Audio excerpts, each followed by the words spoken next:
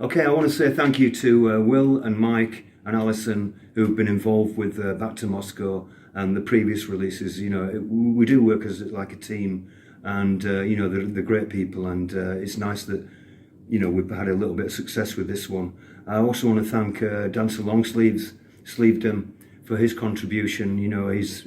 His spoken part on Back to Moscow was brilliant, and a lot of people like it, and he's given us a bit of street cred or something as well. And also want to thank all the people who've watched us on YouTube. It's amazing. If you've watched or listened to the track on YouTube, watch it again. It'll do you good. It's good for you.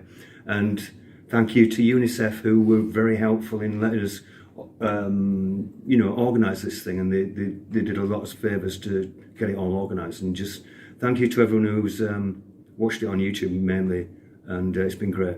Okay, making music has been the biggest part of my biggest hobby all my life, and it's just the recording process fascinates me. From getting an idea for a song and doing a basic demo and getting the guys in, Mike and Will, to add some amazing instrumentation. It's just a big buzz. It's the biggest buzz I get hearing a song when it's finally mixed and recorded. It's the biggest thrill I can get, really.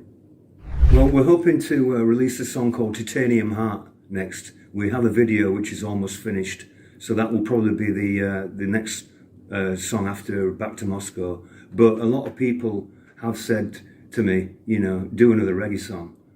You know what I mean? So I'm tempted to try and write another reggae song because Back to Moscow. I don't know if it's because it's of the musical content or the politicalness or whatever it is, but it's more successful than the previous releases. So it's either going to be Titanium Heart or a reggae tune. But if we release Titanium Heart, there'll be some more reggae down the pipeline without the political message. Yeah. Okay, well, Back to Moscow, as we said previously in the interview, is a charity single, and the idea was to find a charity who were helping the Ukrainian people, and contacted UNICEF because they are helping to rehouse homeless Ukrainian children at the moment, which is the most perfect cause for this. And so any downloads are being sent to UNICEF, and because of the large number of YouTube views, we have actually raised money.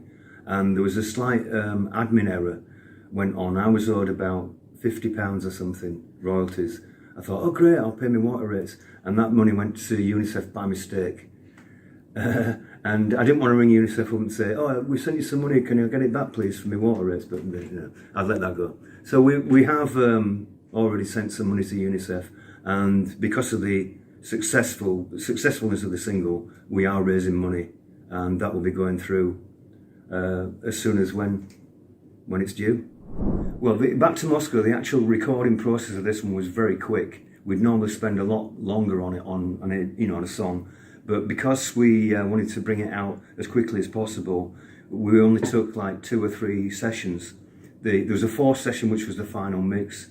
The first session we just did the drum tracks. So we did it really in like 3 sessions, and it was very quick. How did I write the song? I used Google quite a bit on this one because I heard like that Mr. Putin was threatening Norway. And I thought, is Norway the land of the rising sun? I wasn't sure. So I Googled it, and it said, yeah, Norway is the land of the rising sun. And as soon as I realised that, I thought, I can get a song out of this quite easily. So I used Google for that, and also a lot of the information, the facts that Dancer Longsleeves was coming out with, like 7 million Ukrainians are homeless. He's spending $15.5 million an hour on war. That's all from Google. So I got a lot of the information from Google. The bit about 300,000 old Russian soldiers being called up for the war, that was just on the news, and we all heard that, and we all heard that 100,000 had left the country. So it was funny in a way.